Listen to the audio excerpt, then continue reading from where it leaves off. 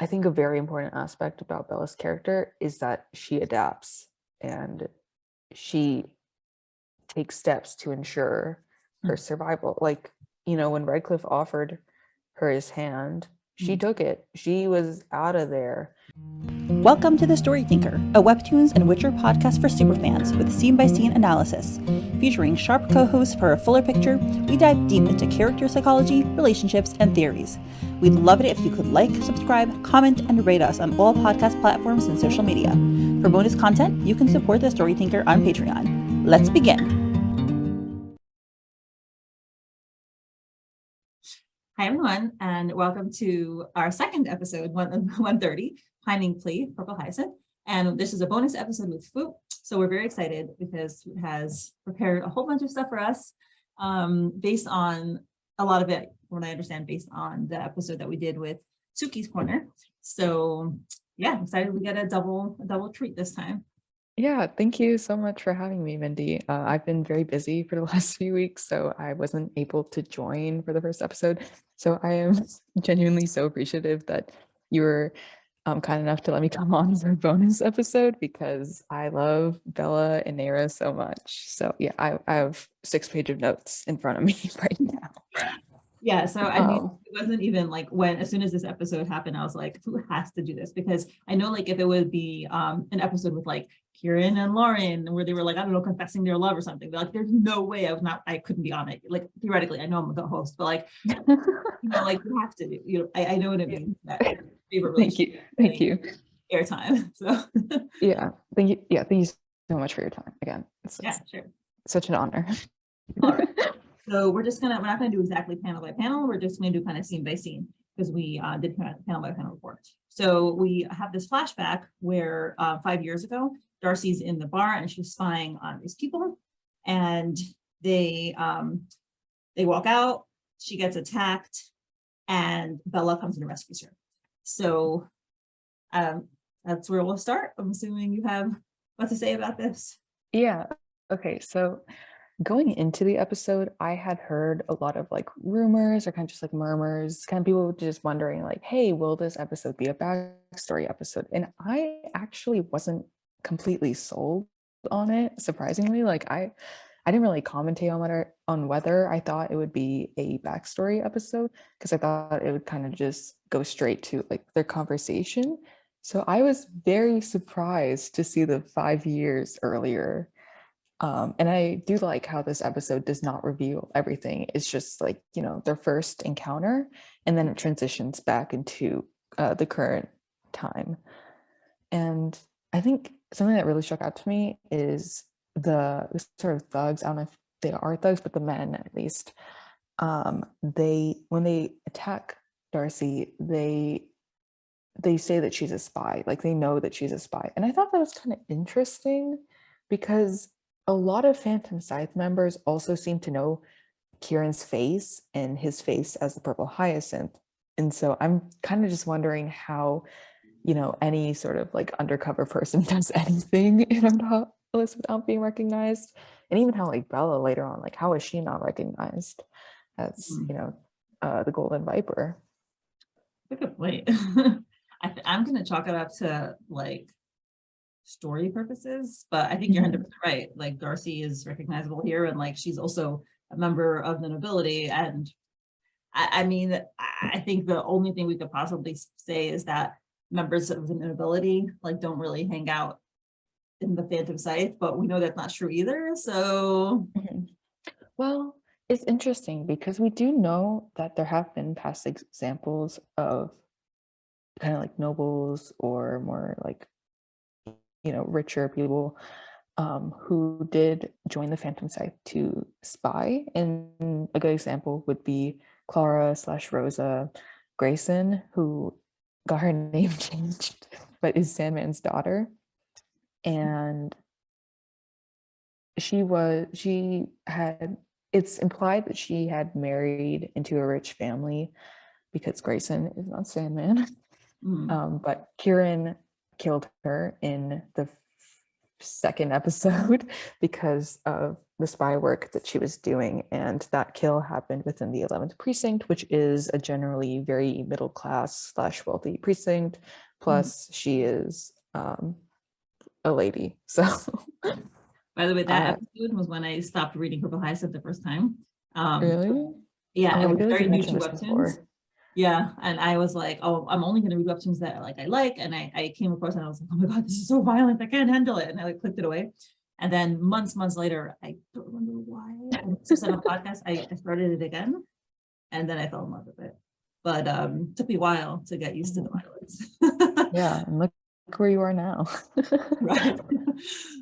But yeah, so I guess it makes sense that maybe the guy didn't fully know that she was a spy, because he says, they sent you here to spy on me, huh? Like, he's trying to figure it out, because he recognizes her as someone who comes from the nobility, but he probably doesn't really know her whole deal. Interesting. Like, I don't know.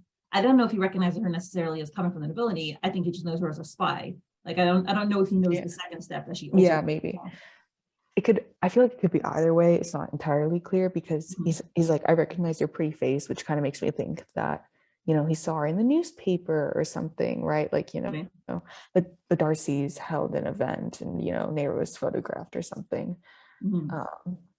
Right. Or it could just be that he's seen her spy before, like, yeah, or like, maybe like within, if he's like fandom sites, within the fandom sites, people are kind of like catching on, like, hey, there's this girl who has been doing a lot of spy work recently. This is her name, whatever. This is what she looks like, So I wonder if she was a double agent back then already, because when he says they sent you to spy, I mean, what does he mean? Does he mean the queen and her sort sent her to spy, or does he mean fandom sites sent you to spy? Like, it's still, we still don't know who she's spying for.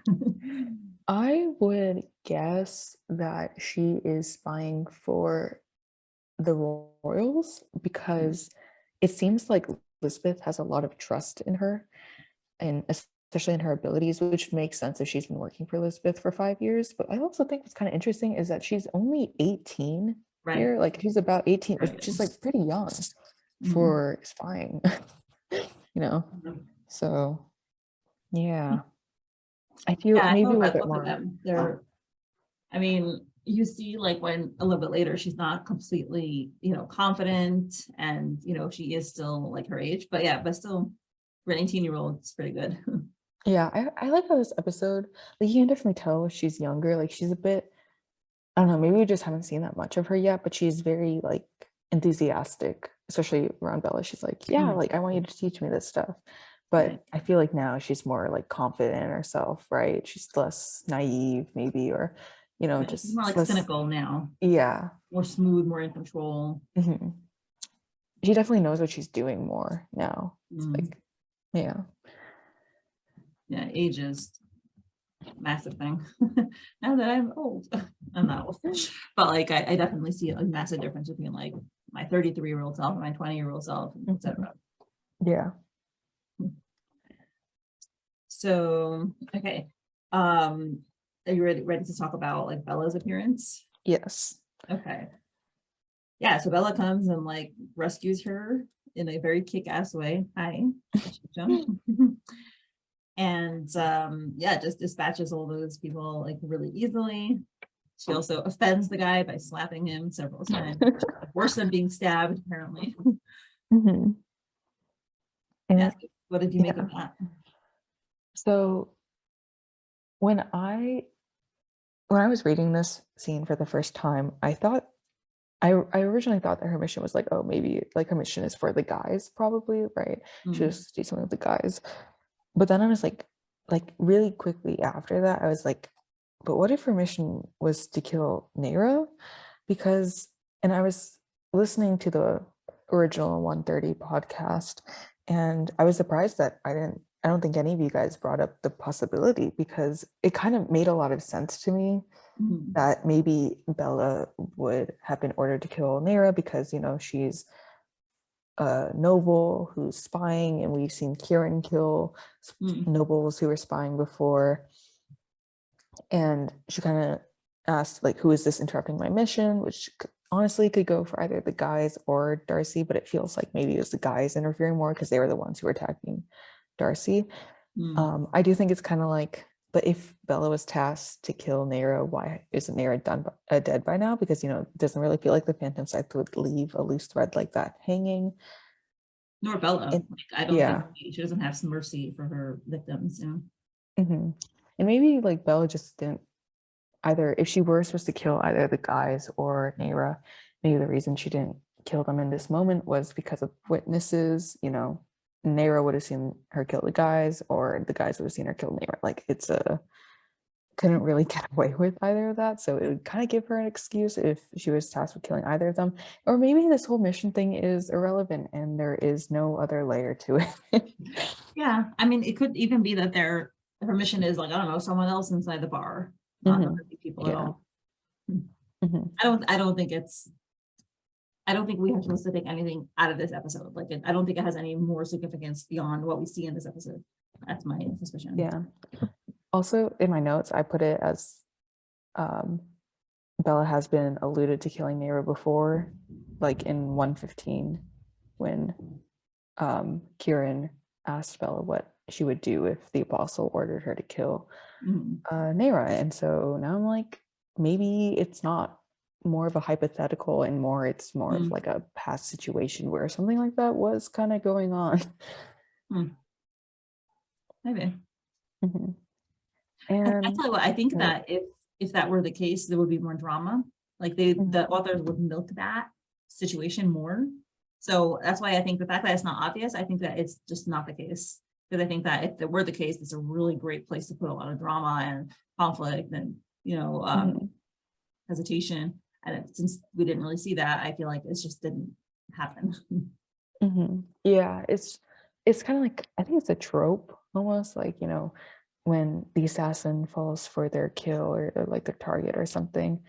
And, Hyacinth is not one to avoid tropes. So I would not be surprised if they did go for that later down the road, because it does seem like it is very heavily implied that there's definitely more to come between them. And especially since Apostle 7 is aware of 𝗫𝗏, I'm wondering like how he plays into that, because to an extent we know of two Phantom Scythe members, Kieran and the Apostle, who both are aware of 𝗫𝗏 in relation to Bella. And so I do wonder how those two, with their Phantom Scythe status, kind of play into that, because maybe they either like collaborated with Bella with an issue pertaining to 𝗫𝗏, like Kieran and Bella had a spy mission maybe, or maybe the Apostle again like ordered Bella to kill her or spy on her or whatever. I was also thinking that maybe instead of like killing 𝗫𝗏, she was supposed to spy on her, and that would definitely lead to more opportunities for them later down the road where they would have to kind of meet, because Bella would be spying and 𝗫𝗏, who is also a spy, would probably figure her out pretty quickly. But on that, I also should probably mention that going into this episode, I was wondering if 𝗫𝗏 would even know that Bella is Phantom Scythe. And I think with this episode, it is safe to say that she doesn't, but I think that is once we get back to the current conversation. Yeah, well, I guess I don't know if you want to talk about it when we get to that, but definitely in the beginning, in the flashback, she doesn't seem to know. But by the way, you mentioned, like, I totally agree with you. I think that we are going to have, whether it's with Bella or whether it's with Kieran, I think we are going to have that trope of like the assassin has to kill someone that is close to them. I think that if it happens with Bella and Darcy, what Bella will do is kind of like, I think that might be like the climax for their relationship and their arc. And then Bella might choose to just abscond with Darcy and like leave 𝗪𝗏𝗪 like to begin with. So like I can't see, let's say, Kieran and Lauren leaving 𝗪𝗏𝗪, which some people have speculated, because I think that they're very tied to 𝗪𝗏𝗪. They feel connected to it. They want to fix the city. They want to help the city. But I can totally see Bella and Darcy just like getting themselves out of there and like escaping forever. Oh yeah, totally. I think, yeah, Kieran and Lauren have a lot of unfinished business in 𝗪𝗏𝗪, and it's kind of especially Lauren, she has that conflict with her as a detective and her trying to get back her detective role. And she, often plays the role of detective, and then she gets kind of scorned for it, like we saw in 129. And so it's kind of, I feel like it's kind of implied right now with the narrative that for her loon work, she'll get to be a detective again. But who knows? Maybe by that point, she won't even want to be a detective. Oh, you know what I just thought? What if Tristan dies and then she takes over as chief? Which I don't No think she way. should. I don't think she should, because you need to have like years of experience to get that role. Yeah. I don't think she has it, but it's a possibility. Yeah, maybe she won't. I mean, she probably won't become chief of police right after Tristan gets incapacitated by that role, if he ever does. Like, I'd rather him step down than get assassinated or something, or hit by a car, Like, Hit by a car. yeah. Yeah, Sandman's driving the car. Yeah, maybe Lauren becomes chief of police someday, and when she gets a lot older, definitely, because Right. she can't go from officer to detective to officer to maybe detective to chief of police. That would probably be blasphemous. But yeah, I think, yeah, Kieran and Lauren, I feel like they both have to survive to the end, because they have stuff they need to do after the Phantom Scythe is taken down. But on it, and as you're saying, like with Bellarciest, they would probably just run away into the sunset, and I totally see that, because there has been a lot of thematic focus on them lately about how they both hate their situations and how they both want to escape from those situations. Yeah. And while I love the idea of just Bellarciest just completely abandoning 𝗏𝗏𝗏 and being whisked away to travel the world, I kind of also really like the idea that they will have character arcs where they realize that they cannot just leave 𝗏𝗏𝗏, like they can't just run from their problems. And I'm pretty sure I've mentioned it on the podcast before, but it is kind of like 𝗫𝗏, she has a lot of money, and through that she has privilege. And so I would personally rather see her take advantage of that privilege and accept that privilege and be like, I can make a lot of change with this, and I can do a lot of good with this privilege. And I want to see her responsibly use that privilege to make, to improve the systems, to use her influence to just improve the overall situation in 𝗏𝗏𝗏, because she has the ability to do so to some extent. And so I would like to see her stay in 𝗏𝗏𝗏. And then with Bella, I feel like she could probably run away from 𝗏𝗏𝗏, but I personally really like the idea that she's going to start an orphanage with Darcy's money. And I think it would be such a good narrative circle for her character if it would like be such a good way to tie off those threads if she like starts an orphanage or something, like just, or maybe like a service to help, kids. So that way she can prevent kids in the future, the 𝗏𝗏𝗏 kids in the future, from being taken advantage of by men like Redcliff, and she can stop that cycle of abuse that happened with her. And I would like to see that, but I don't know, maybe they'll just run off. Yeah, so it's interesting, because I really hear the idea where you say, that would be like a full circle arc, and that would be like a great redemptive arc for her. I don't know if I necessarily like the idea of every character becoming like a good, perfect person by the end of the story. I think that real life has like so many types of people, and some people like make it all the way to like, nirvana and like self-understanding and like self-perfection and whatever. And other people like only make it halfway there, or like a quarter of the way there. And I think that for the story to be realistic, you have to have some people never, learn from their mistakes, never learn to become better, and some people only halfway. So I would be fine if like Bella and maybe Darcy or whoever don't actually become these like saints. I don't think Bella is a saintly character. I think that she has a lot of flaws. And for me to see her become like this altruistic person, she would have to change a lot. And I don't know if I find that realistic for someone like her, especially because she's a secondary character. So I just don't see it, but I totally understand the narrative satisfaction of her doing that. Yeah. Yeah, I agree. I was talking with one of my friends earlier, and we were kind of like discussing, like, does every character need to be redeemed? And yeah, I don't really think so. It would be nice, but is it necessary? And I think with Bella, it's kind of like she needs to stop the cycle of abuse with herself, you know, in Redcliff before she can do that for others. And so I think it's way more important to see her, you know, be able to leave Redcliff, because that is her conflict right now. Right. It's more important for her to leave Redcliff than, you know, for her to be able to help. I just said this, for her to be able to help us. Like, you know, on a plane, if the air masks come down, you have to put yours on first before helping someone else. And I don't know, because, you know, as someone who likes Bella, I am very biased. And, you know, in the PH fandom, there's a lot of love for Kieran. And, you know, people are always talking about like their happy endings for Kieran and how he's just gonna grow old with Lauren and have like 2 kids. And, you know, you see that and you're like, I kind of want that for Bella, but is it realistic? Right. Not really.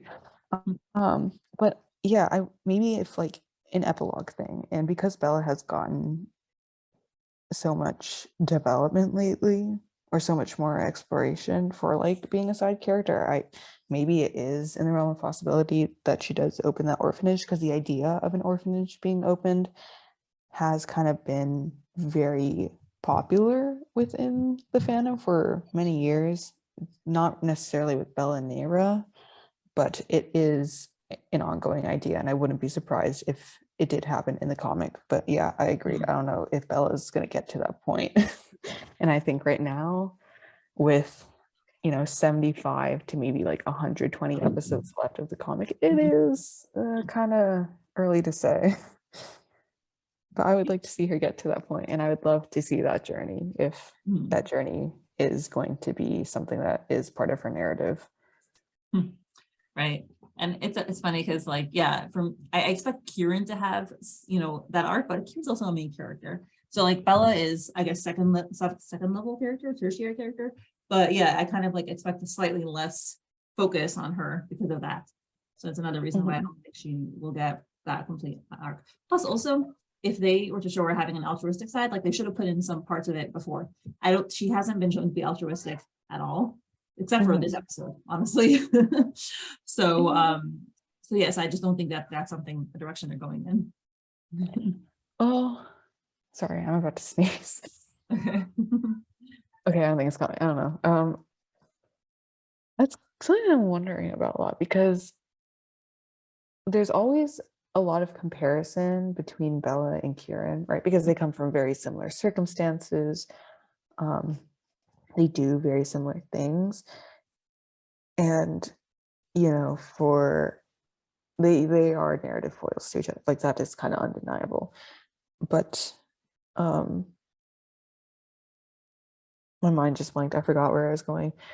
I think Where were altruism, so you might. Yeah, okay, altruism. Okay, so yeah, but like in Kieran, you know, it's always said that like, yeah, Kieran has like so much regret, you know, and it's very clear, right? This has been a main focus of his character for like since basically the first episode, the prologue, when we saw him holding a purple eyes. Yeah, the whole comic is called Purple Eyes, and it's about, he has a lot of regrets, and his character has a lot of, you know, humanity attached to it, which we haven't necessarily seen with Bella. And yeah, that is a very valid point. You know, Bella does not seem like a very